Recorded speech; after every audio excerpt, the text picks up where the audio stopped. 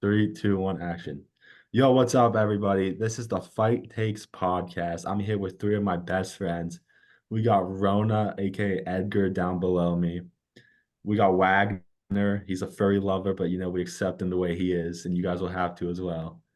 And then we got the legendary Fitzmagic in the top left.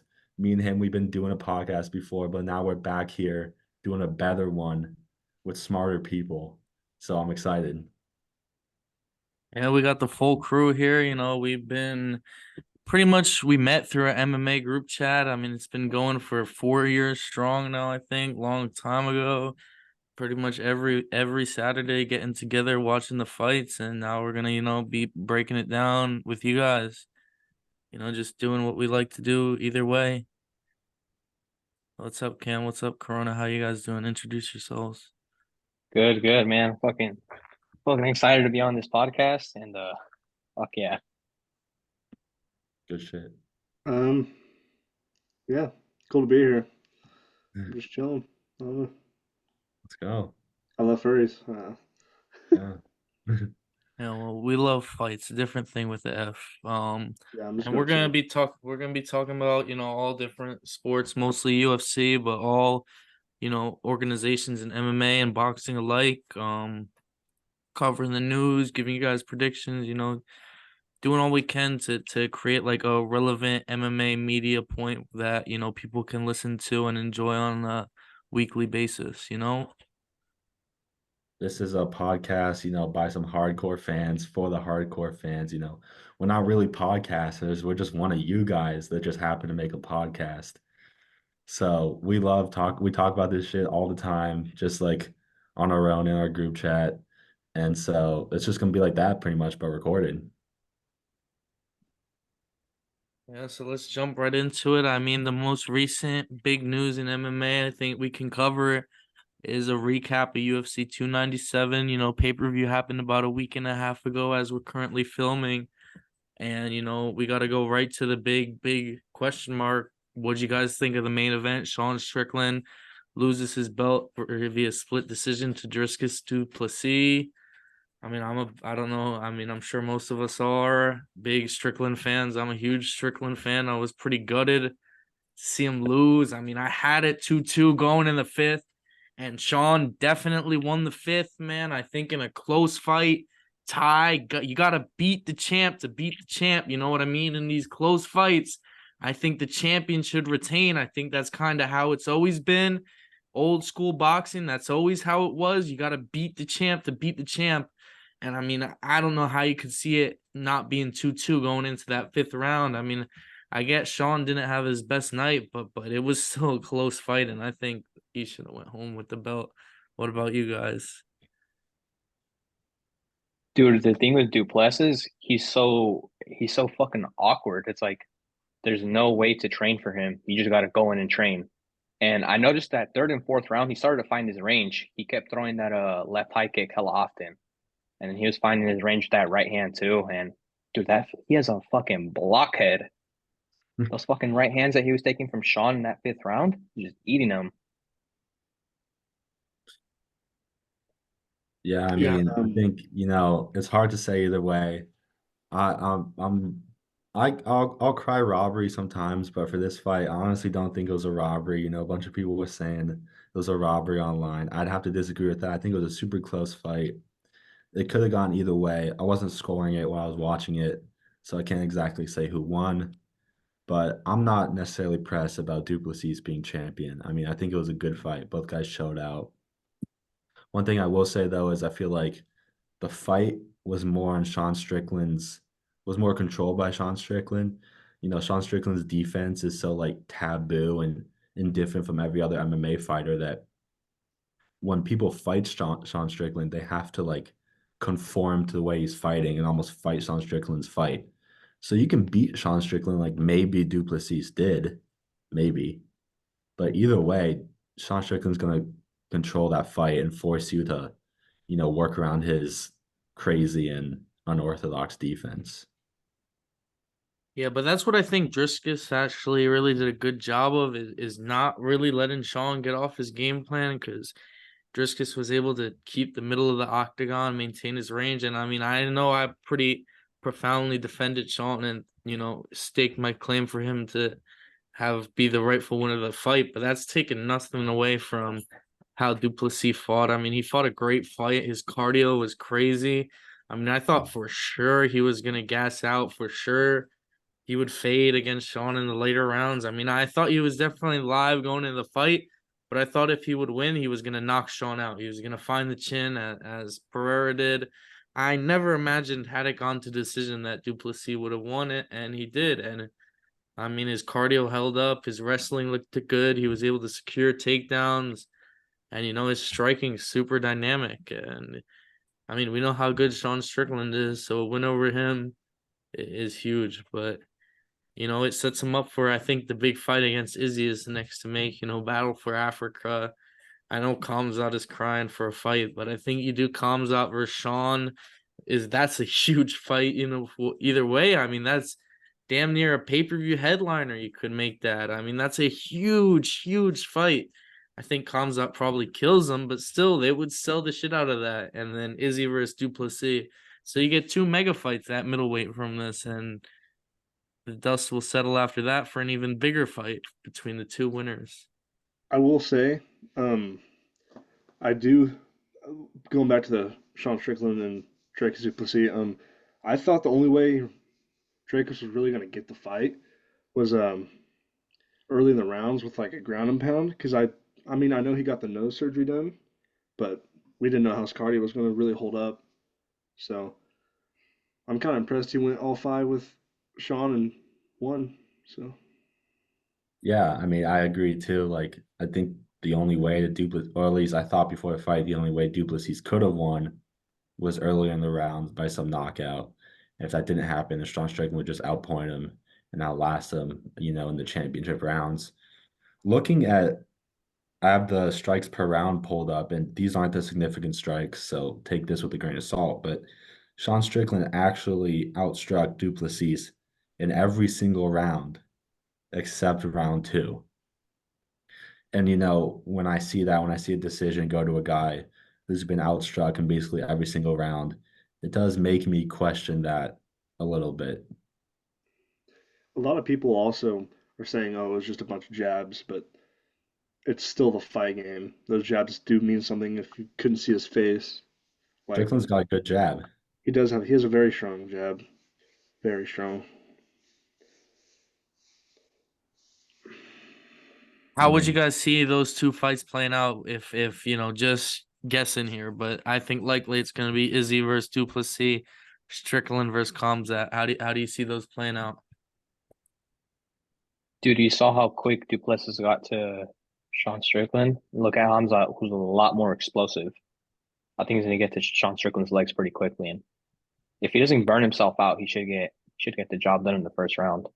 I think it's gonna go exactly how we thought it was gonna go for him versus Trickus. You know how I think he'll gas out a little on Sean. Khamzat will gas Especially if it's out. Huh? Hamzat will gas out on Sean. I think he'll gas out a little bit if it's a 5 round, kind of like when he did against Gilbert. I don't think Sean is lasting 5 rounds against Hamzat. That's also true. I think Hamzat's gonna pretty much get him out of there I pretty don't know. quickly. I mean, You know, Driscus.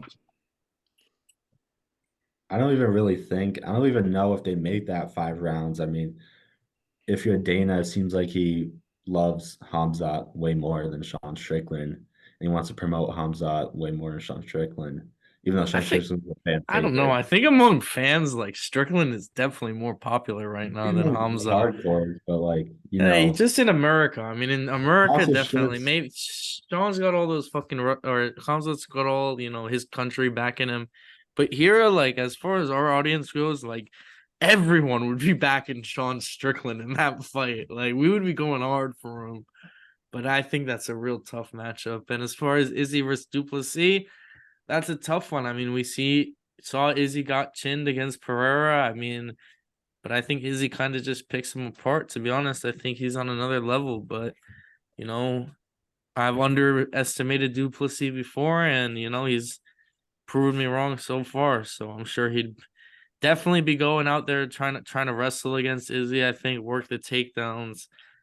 I think that would definitely be his probably easiest path to victory there. What about you guys?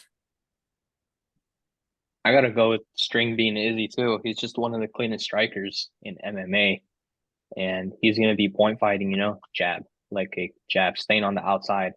Duplessis is the one gonna be coming forward, and I don't think he'll stand with Izzy for too long. He's gonna want to wrestle a lot because Izzy's just hella accurate. I think Yeah, I Izzy mean, denies a lot of those takedowns though. for sure. I think the only way Duplessis could get Izzy down was if he, consistently shot over and over again. Then maybe he'd land a couple, but it'd be hard. I think there'd be obviously a lot of emotions going into that fight. They neither of them seem to really like each other that much. It really depends what Izzy we get though. If we got the Izzy that fought Sean Strickland, I might have to go with Duplessis on that one. But Izzy's not champ now, and against Duplessis, he'll have that hunger back, and he might go back to his title run self, or leading up to his first title. So in that case, I'd have to go Izzy. I just think Izzy is probably one of, if not the best striker in all of MMA, and so much longer than Duplessis. Duplessis would have to get inside on Izzy, and that's hard to do.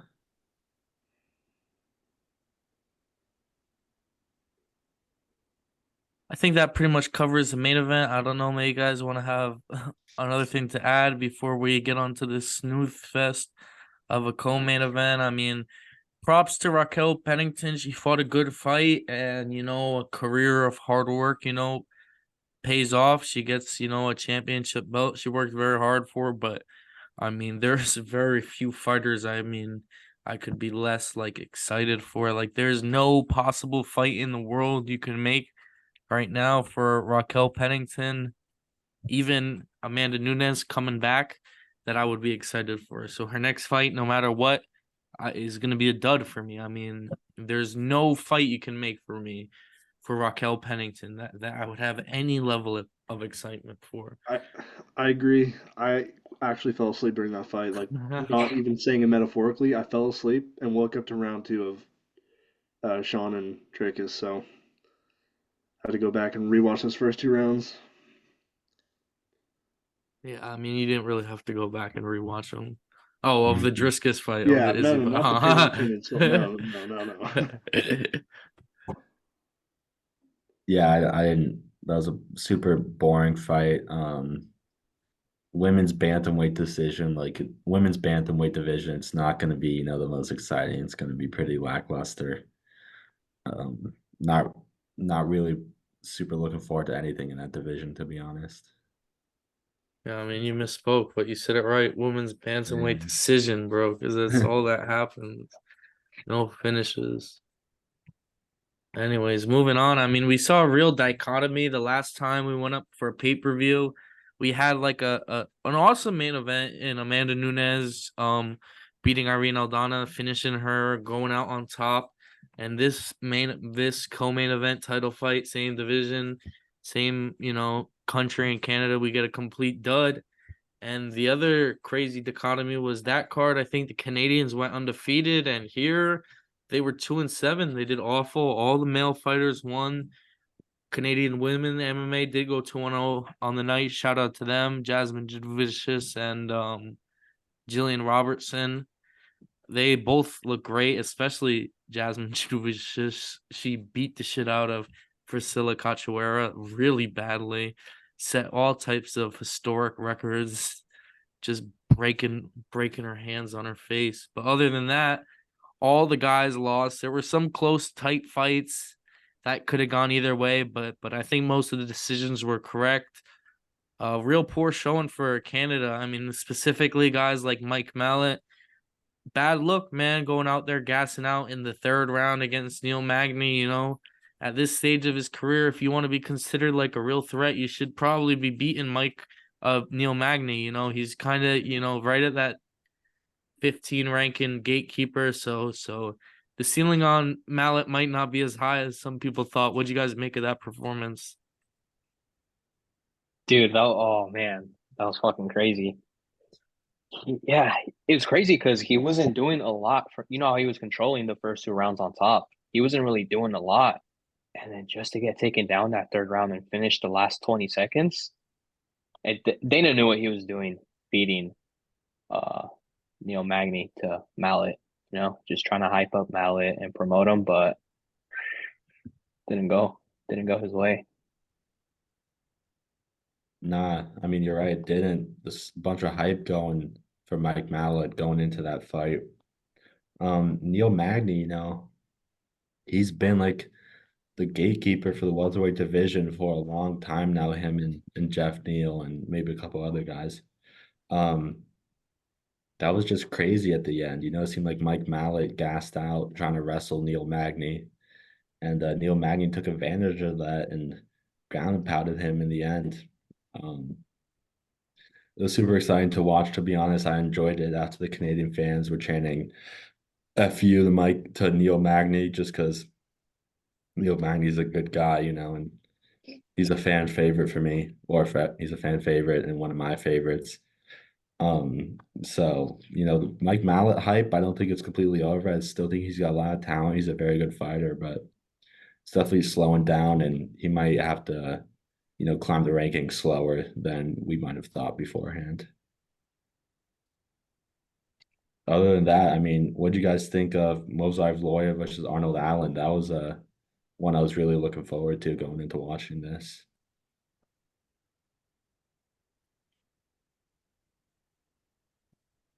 Yeah, I mean, Mosar does what he does. He wins the decision. I mean, there was definitely some, controversy throughout the entire night, but specifically in that fight, with the grounded knee. We've seen the commissioner of the California State Athletic Commission come out this week and make some comments about how pretty much saying the rule's bullshit, that the hand on the ground rule, the fingers on the ground, whether or not there's pressure, it's just pretty much too complicated and too hearsay. Like it needs to be more definitive, it shouldn't be a way for fighters to kind of get a cheap way to defend themselves. I know, ONE FC and other promotions, they have knees on the ground, and a lot of big names in the sport have advocated for this, but it's a complicated rule. Your fighter safety is very complex, and this fight was just another example of there needs to be more of a definitive ruling, I think, when it comes to these positions. I say bring back pride rules. I get that shit's a lot more dangerous for the fighters, but it makes the fight a lot more realistic. And that's what the refs there. Then you won't have guys like Aljo or Movsar getting a fucking easy way out to not get kneed in the head, Like I don't know. I think they should bring back pride rules. Yeah, I agree. I think, we've seen it implemented the one where you're allowed to knee to the head of a grounded opponent. And that's how Demetrius Johnson lost to Adriano Moraes, Hmm. a knee to the Yeah. head on the ground. And so, it should be legal in my opinion. Of course, it's a little violent, but one MMA is not violent. Um, I think, Movsar Evloev looked good in that fight. Arnold Allen, any way you beat Arnold Allen is an amazing win because Arnold Allen is extremely good. We were just talking about this, but Movsar Evloev he's undefeated in the UFC. He also all of his wins have came by decision. So it's like, it's a good win, of course. Any win is a win. But if you're Movsar Evloev, you gotta start, putting more pressure on and working to finish these guys because it's gonna be hard to get a title fight in that stacked featherweight division when you're just decisioning everybody. He's taking the proper Russian way and just going to unanimous decisions to the title. So Yeah. nothing you can I think really do about that. I think what they should do with Mozart next is have him fight the winner of Yair and Ortega, and the winner of that can get a title shot to the winner of Volkan Ilya. I didn't think of that. I was trying to think of something for him, like a fight for him, but I didn't even think about that. I'd like that to Should be do. honest. Yeah, should do that. I think that makes the most sense. And Arnold Allen can fight the loser of Yair Ortega or the loser of Volk Ilya. Wait, Oh, hold on, take that back. If Ilya beats Volk and Volk stays, they might just give him an immediate rematch. Probably. I don't think Ilya beats Volk, but Yeah. that might be a conversation for a different podcast. I mean, it's definitely going to be a conversation because that's a close fight, man. Those are two great fighters. Yeah. And I mean, I think that pretty much covers the 297 recap, unless there's something else. I mean, there were a lot of close split decisions. I don't know if there's one you guys had in mind you want to talk about. I think Brad Katona definitely should have gotten the nod. I mean, I'm a fan of him. I watched both of his Ultimate Fighter seasons live, so I'm a little biased. But besides that, I think they all got the right calls. I think Chris Curtis definitely should have won his fight against Andre Barriou. I don't think that was too much of a close call. I think he dominated. He had some controversy too after the fight, calling out Dominic Cruz.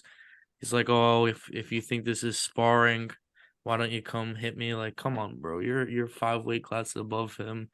I don't know. I think Dominic Cruz, I don't know. What's your guys' take? I like him as a commentator. I think he's very informative, but he gets a lot of hate. He gets a lot of slack online. You guys enjoy Dominic Cruz as a commentator when he's on those big UFC fights or the fight nights in general?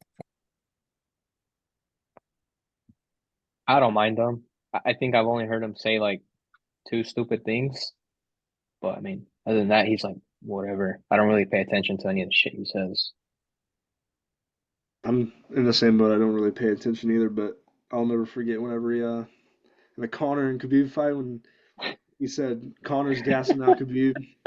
I'll never forget that. I'll never forget that. One of the funniest lines, in my opinion. Because was it? I think it was Joe Rogan, right, that responded. Yeah, he was like, I think he's getting smashed. Yeah, yeah. Something along those lines. Yeah, I mean, we had to keep the faith, man. We were all rooting for Connor. Oh, Wow, not that. me. I was. I was not. Me and Fitz over here being Connor boys back then. To this day, son. Anyways, I mean, let's just talk for a minute about the first month of UFC, the January recap. Only 2 fight cards, not the biggest month for fights. It's kind of that break always from the Christmas to the second week of January the UFC has. Couple weeks off, 3 weeks off, biggest break of the year around this time. First fight night card back, Ankalaev versus Walker was a decent card. Some takeaways I had from that card were the first fight back of the year was a great one. Joshua Van, he's definitely a prospect to look out for. He took on the Brazilian Bunez, I think is how you pronounce the last name. It was a banger of a fight. And Van's like this slow starter, and he kind of always loses the first round, and he just comes back and wins this fight, and he's looked real impressive in the UFC. And then right after that, we had what I think is the biggest upset of the year so far. Nicolas Mata, who was on the verge of being cut, on a losing streak, gets a first-round knockout over this hyped-up prospect and saves his UFC career. So I thought we started the UFC year off with a bang with those 2 fights. It's fizzled out a little, in my opinion. Hasn't been the greatest 2 first cards, but I'm, super excited for this year in general. I think it's going to be a great year for the UFC. And the year is definitely going to be highlighted by UFC 300. Speaking on that, we have some news coming out in these past 3 days. The card's really finalizing. It's coming together. I think there's either 11 or 12 fights on the card right now. So really there might only be 1 or 2 more fights added on to this, And it's a great card, we can't be greedy as MMA fans, but I think a lot of people think it could have been a little better. We're still waiting for the main event. I mean, that's the big question mark.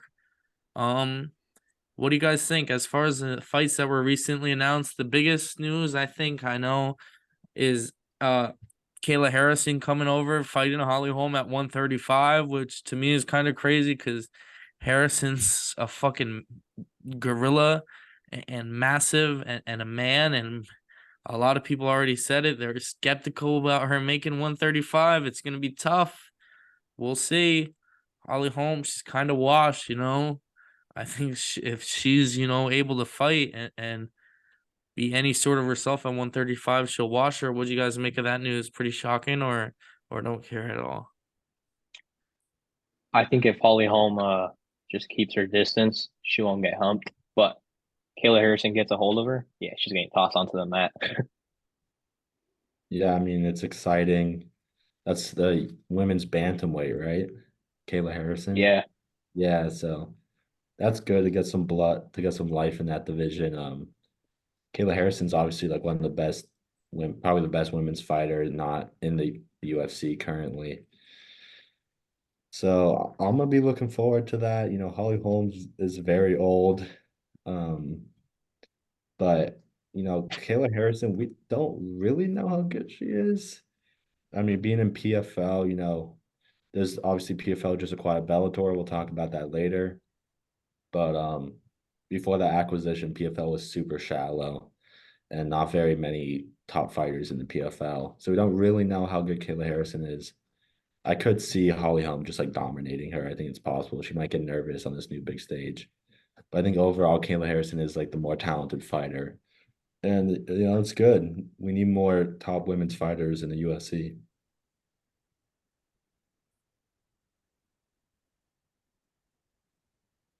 Yeah, and then just some other fights added onto the card recently with that in the past week or so. Jim Miller gets, you know, the fight everyone, you know, everyone wanted to see him. I don't know if this particularly was how I would have done the matchup because it's a real tough matchup against Bobby Green, but that's a great fight. Miller's been on a roll, and this is, you know, a legitimate step up. And, you know, we get to see Jim Miller fight on UFC 100, 200, and 300, which is just so insane, you know? His longevity in the sport is unmatched. And I know DC has said he shouldn't be in the Hall of Fame before. I think that's crazy. Jim Miller, a first ballot Hall of Famer for me. Unmatched longevity and success in the sport. There's a reason he holds so many records.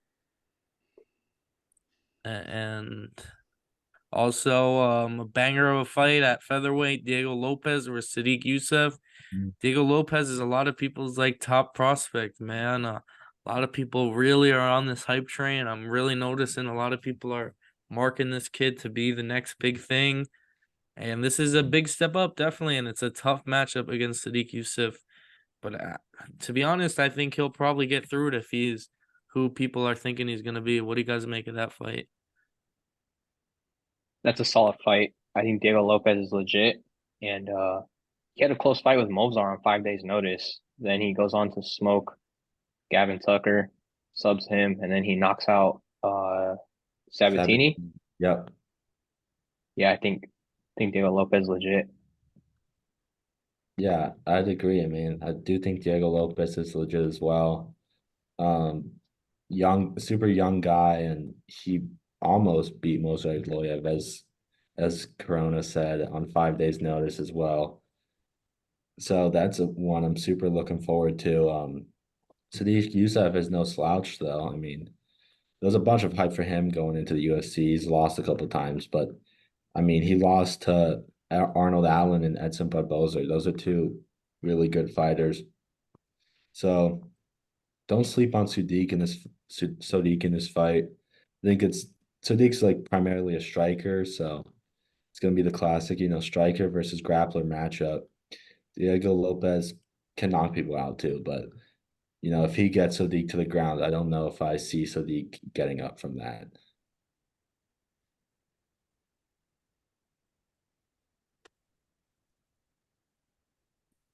Yeah, Lopez is definitely a lead on the ground. And the final fight we had added was Marina Rodriguez versus Jessica Andrade, which I mean, I guess is a good fight. You know, I don't want to hate on it too much, but just in my opinion, for what UFC 300 was hyped up to be, not even like a prelim quality fight for me, really, to be honest. I would want every fight of the night, you know, to just be locked in for. And this is a good fight. You know, they both should stand up and scrap, but whatever. We definitely have some other news though outside of the UFC that we want to cover. In most recent news this weekend, I mean, we've seen one of the, in my opinion, craziest, softest moves in recent, and MMA fighters. It's really hard as a cage fighter to get called soft, but I mean, Sage Northcutt pulling out a fight because Uriah Faber couldn't get his visa objectively against a 40-year-old retiring fighter is fucking soft, bro. I mean, just go in there and fight. I mean, I understand it's not ideal circumstances, but we see fighters, fight in less than ideal circumstances all the time. I mean, for me, that's inexcusable. I mean, I'm sure had that been in the UFC, Dana would have ripped them in the post-fight press conference. What'd you guys make of that when you read that headline? Yeah, dude, he should have just gone in and fought. I mean, look at it. Look at Mike Perry. He fought with his girlfriend in his corner, so pretty much nobody. Like, I was come saying the on, same dude. thing. Like, Yeah, that was also just such a big fight for one. Aoki, he's not super known in like the Western MMA world, but that guy's a legend, in the East. Japanese brawler, super big grappler.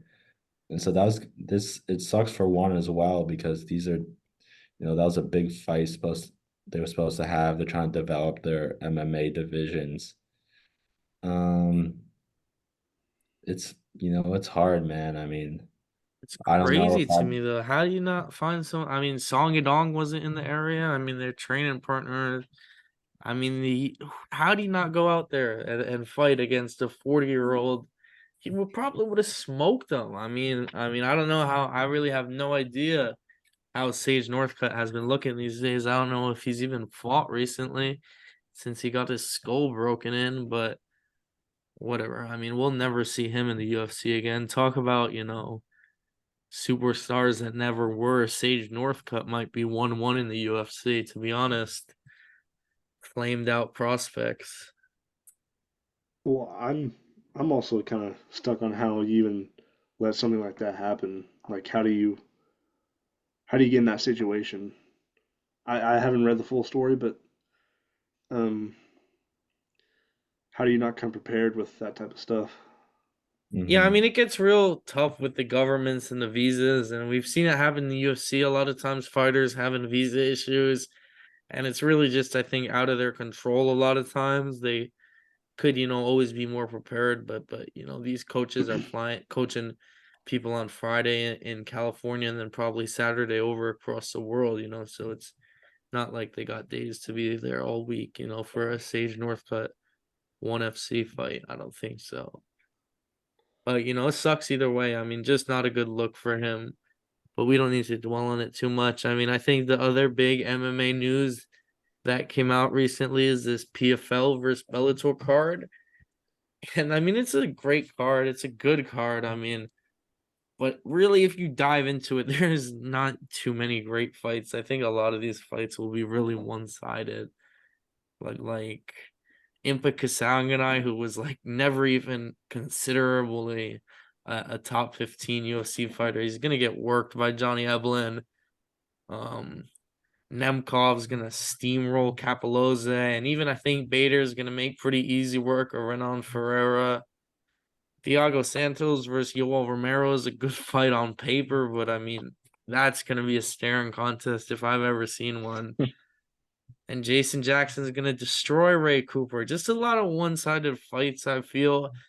Besides maybe Clay Collard versus AJ McKee, if there's one fight I'm real excited for on the card, it's probably that one.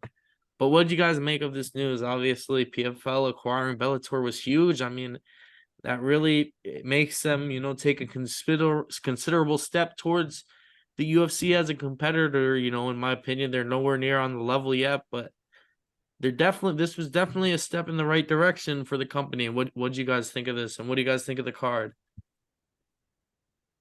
Yeah, I mean, I'm excited for this new PFL Bellator acquisition for two reasons. The first one being that it's just one less MMA organization I have to follow to keep up with the MMA world. I mean, I love it, but it's so much easier to just follow UFC and PFL than UFC, PFL, and Bellator. It's also going to be a combination of some good talent. I mean, I think we would all agree and all say that the Bellator fighters are the real talent in the new PFL league. I mean, they just had so many more better fighters than the PFL did. Looking at these matchups, as Fitz said, I think Collard McKee is like the main one that catches my eye. There's a bunch of hype surrounding Collard. It was like either last year or 2 years ago about how good he is. Um, he's lost since then, but he's still, he's a former professional boxer, and Adrian McKee's always super fun to watch. There's also, Thiago Santos versus Yoel Romero, which is like two kind of washed UFC guys fighting it out when they should have fought, 8 years ago. Um, Other than that, man, Vadim Nemkov's fighting, and in my opinion, he's up there with the best light heavyweights in the world, man. I mean, it's hard to rank him against, guys like Pereira and Ankalaev and Jamal Hill, just because he hasn't fought the same level of competition, but he is very good. And how he beat Corey Anderson on that second fight was super impressive. So I'm looking forward to that one as well. And Clarissa Shields, by the way, former professional boxer, was like a star in the boxing world. She's fighting in PFL now as well. So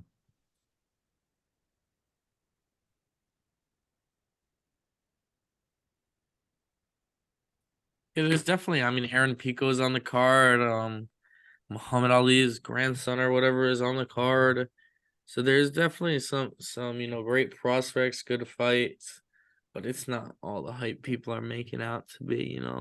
I don't think any of us would even consider buying this as a pay-per-view event. Like this is Stream East if I've ever seen one. Nico Ali's on the fight card. Biago Ali, Oh, I I was think. gonna say, when did he leave boxing? He is. Yeah, he's not very excited. Nico Ali is not too much of a prospect in boxing either. He's been gifted some wins, but Yeah, he's been handed just paper boys probably. So, or has, not probably, he has. It's yeah, But that, I mean, that's boxing though. They'll throw people outside of the arena in there and just be like, "Oh, go fight him." yeah.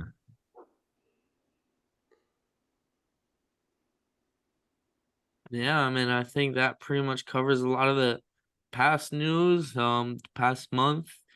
I think we can jump right into February, right into this upcoming fight night we got this weekend.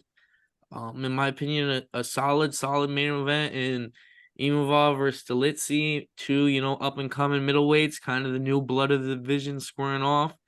It's in the Apex. I don't know how you guys feel about the Apex. I'm not the biggest fans.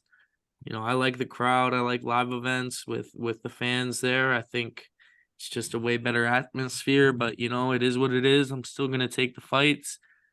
And this is a great main event. What do you guys make of this fight? You guys got any predictions? Kind of like a tactical long striker in Imavov versus a finisher in Dolitzy. I mean, we've seen Dolitzy kind of early in his career be more of a grappling based fighter, but then as he's had this emergence before he got stopped, lost that decision to Vettori as a finisher, getting hands done with in the striking with his knees and with ground and pound.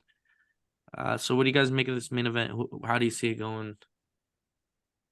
That's a solid main event. Imavov is hella light on his feet and he's quick, throws a bunch of kicks.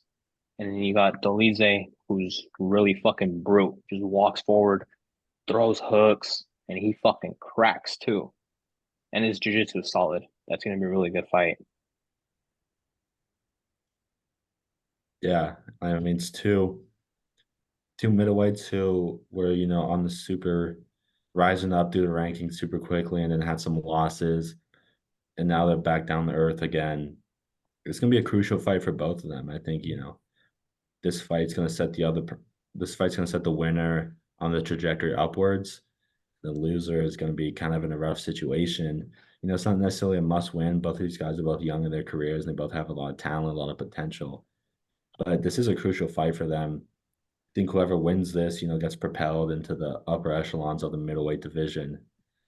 Um, I don't know if I can make a prediction right now. I think I'd have to go with Dolidze. He just seems more durable. You know, Imavov is long, he's skinny. You know, he's tough. Every MMA fighter's tough. Every guy in the UFC is tough, but Dolidze just seems, you know, like he seems scary, man. And I just have to go with Dolidze right now, but I don't have my heart set on either of those guys.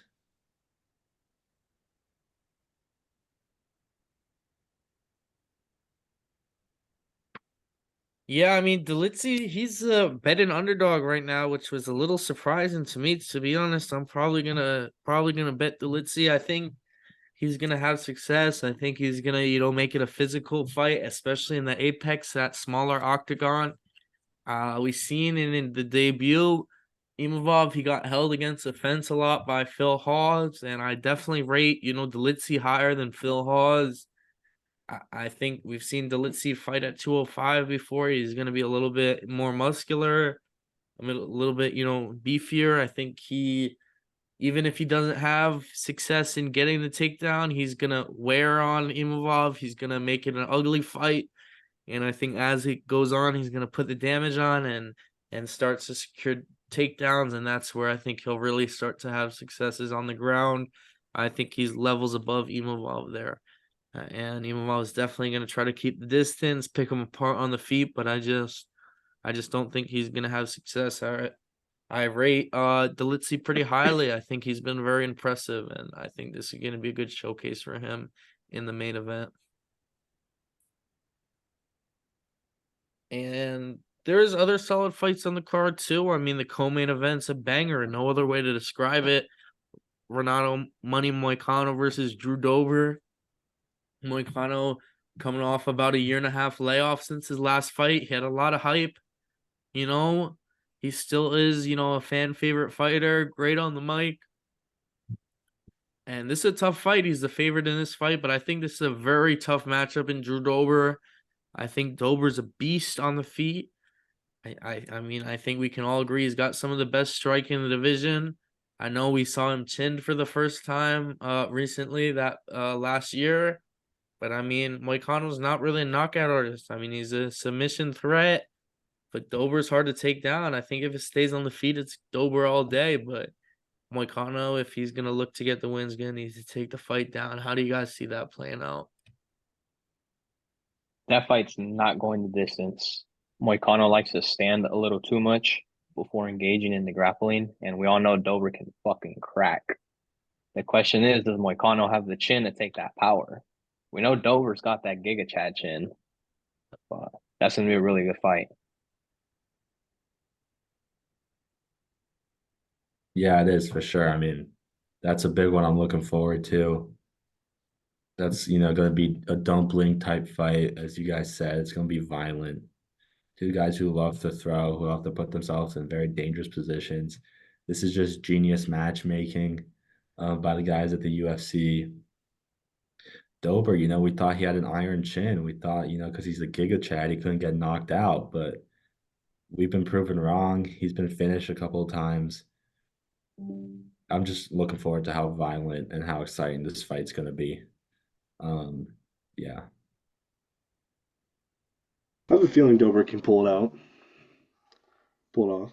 Like, like, uh, like you said, we kind of likes to stand up a little bit. I think Dober could get a little bit in there, maybe. You never know. That is a good fight, though. I'm excited for that one. No, yeah, for sure. Yeah, and it's not the greatest card ever, but there's solid fights throughout the card.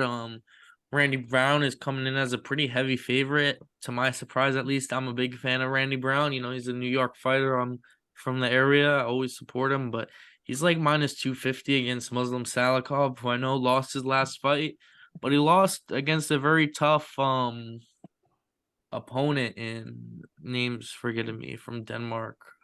What's the guy, the welterweight's name? Oh, the Danish guy? Yeah, he just beat the Gonfin brother. I don't know why I can't think of his name right now. Nicholas Dalby. Yeah, Dalby. Yeah, but that's a tough fight. Dalby's on a roll right now. So I mean, I think Satlikov is a very live underdog this weekend, but I'll be rooting for Randy Brown. And in the women's side of things, Natalia Silva, in my opinion, is one of the blue chip prospects in women's MMA. She's a beast. She's on like an 11 fight win streak, 10 fight win streak. She's taking on biggest test in her career, Vivian Araújo. That's a fight you guys want to take a look at. It's going to be a good one. Natalia Silva's electric. She's a great fighter. And another women's MMA fight, Molly McCann, kind of fan favorite, kind of not really. She's struggled in her last two fights, lost a lot of hype. She's taking on Deanna Belbita. I'm a big fan of Belbita. She looks good. She fights entertaining. She likes to keep it on the feet. Should be a good fight, actually. I'm excited for this fight. Any guys you want to talk on the card? Any fights in particular? What are you guys thinking? Yeah, I mean, let's not skip over Ali. Let me try to pronounce this real quick. Aliaskhad Khizriev versus Mahmoud Muradov. These are two, like Eurasian guys, and I'm always excited when I see those type of guys in the UFC. I'm a little biased, but those are like my favorite type of fighters. Aliaskhad Khizriev is a real prospect to watch out for the middleweight division.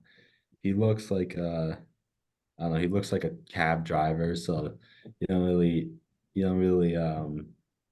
get too much just based off looking at him. But if you look at his stats, man, I mean, his last three fights are two of them round one finishes, and then the most recent one in the UFC was a round two finish against Dennis Tuliolian, who was, he's not crazy good, but he's no slouch either.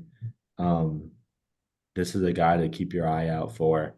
He's not gonna break into the top 15 anytime soon. It'll take him a couple fights, but you should all watch out for this guy. He's very good.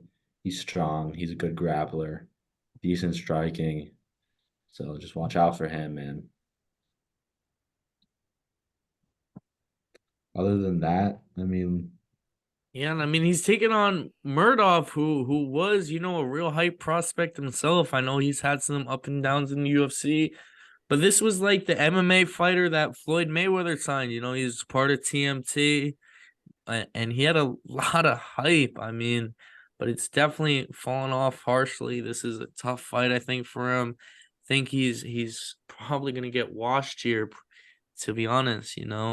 We've seen him beat by guys like Gerald Mearshot. I think this Russian's kind of on a different level than GM3. But Murdov's a fun fighter. I mean, for my money, he's also got one of the sickest names for like an MMA fighter, Makhmud Murdov. Like, and there's another undefeated prospect on this card fighting out of Kazakhstan, Azat Makhsan, fighting in the flyweight division. We saw him make his UFC debut not too long ago. He came in against as a big favorite against a veteran Tyson Nam, which is a tough fight. Nam's an underrated fighter. It was a close decision, could have went either way. A lot of people had it for Nam, but Makhsan ended up getting the decision. And it's another pretty tough fight against the grizzled vet in Charles Johnson. But Johnson has kind of came into the UFC as kind of like a gatekeeper for that flyweight top 10. We've seen him beat some guys, lose to some other. So this will kind of dictate where Makhsan lands in the UFC. Makhsan is solid. He's a solid boxer and he can wrestle. But I noticed in his debut, he struggled checking leg kicks. He got swept a few times too off the leg kicks. So gets that fixed, he'll be a problem for sure. Yeah, any new blood in the flyweight division is gladly welcomed by me. Yeah, and then also on the card we have, Themba Gorimba, the African Zimbabwean fighter who kind of went viral in his last fight for saying he was fighting with nothing in his pockets. The Rock pretty much bought him a house or something. I remember that was a big story. He's fighting on Pete Rodriguez, who's kind of a big question mark. I mean, not too much experience. Rodriguez, in like his only UFC fight, was against the Mike Jackson, who we know is not a UFC fighter, is a joke of a fighter. So who knows? Pete Rodriguez, he fights out of the lab, so he's from a solid camp. But we just don't know what he's gonna be like. And Themba, is I think gonna prove to be a pretty decent fighter, great on the ground, athletic. Hopefully I'll be rooting for him to get the win here. We got to start off the night to debut from Dana White Contender Series in Thomas Peterson, a heavyweight, who takes on Jamal Pose. I expect him to get the job done in the first fight of the night. Pose is not too good in my opinion. Peterson's a decorated wrestler and should use that here. And then we have Markel Medeiros, who's a real dynamic striker. He's an exciting fighter. I think we should all keep an eye on. He's taken on tough veteran Landon Quinones, who was on Team McGregor, if you guys remember. He had a lot of hype too early in his career, but never really panned out. I think Meridos is gonna put on a good performance here. And another fighter prospect out of Asia, Jung Young Lee, who was one of the winners of the Road to UFC. He takes on Blake Builder, who was a hyped up prospect in himself before he ran into on that last Canadian card. Took a loss in that fight. Lost a lot of hype. He's going to be a pretty significant underguard here against the Korean fighter. But yeah, just an overall solid card. I would probably rate it B minus, C plus. What about you guys? What's your rating on the card, and what's your most excited fight you're looking forward to outside of the main and co-main event? Start with Jeremy. What do you think? What's the rating on the card here? Oh man, I don't know. I guess comparing it to other fight nights, it's not the worst card I've seen.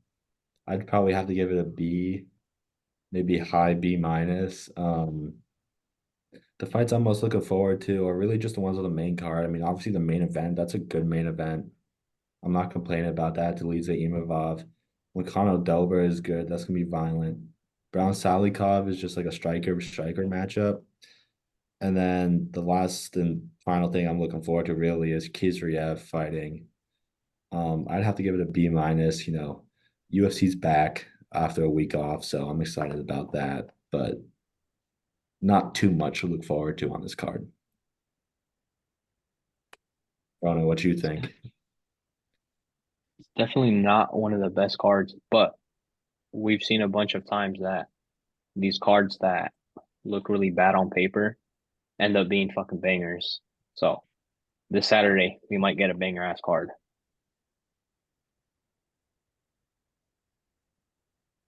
Ken, what do you think about this upcoming card? So I'm not as informed as you guys are with MMA. I don't know as much.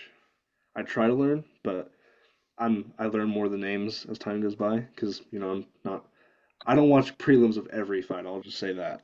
Hmm. But I do like the main card though. I think it's all right. I'll give it a C just because I don't know too much about it, but I do like the main and co. So That's fair. That's fair. Yeah, I mean, just one last thing I want to add. This weekend, Connor Ben is fighting, and that's a boxer, and he's had some trouble recently. Super hyped up prospect. Eddie Hearn was raving about him.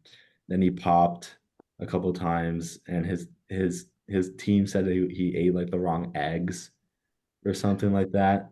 But he's back again this weekend versus some random guy, Peter Dobson. So Conor Ben's still very good. I would look out for that if you're any sort of boxing fan. And also Dan Aziz versus Joshua Buatsi, a light heavyweight fight. And both of those guys are, top 15 light heavyweight fighters.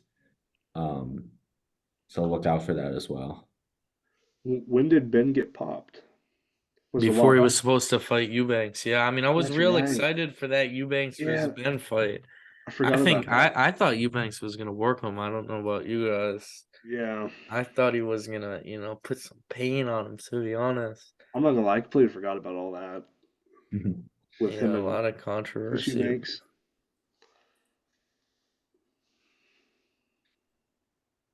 All right, but I mean, I think that pretty much covers it. As far as me, I'm always gonna be giving you guys some predictions.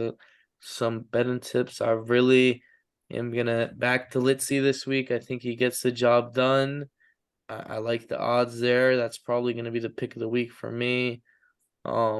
Keep posted, follow Fight Takes on the socials. We're gonna be trying to post on all different platforms and give us feedback, like the video, drop some comments, let us know what you want to see, what you want us to talk about. And yeah, that's it from me, guys. Say your final words.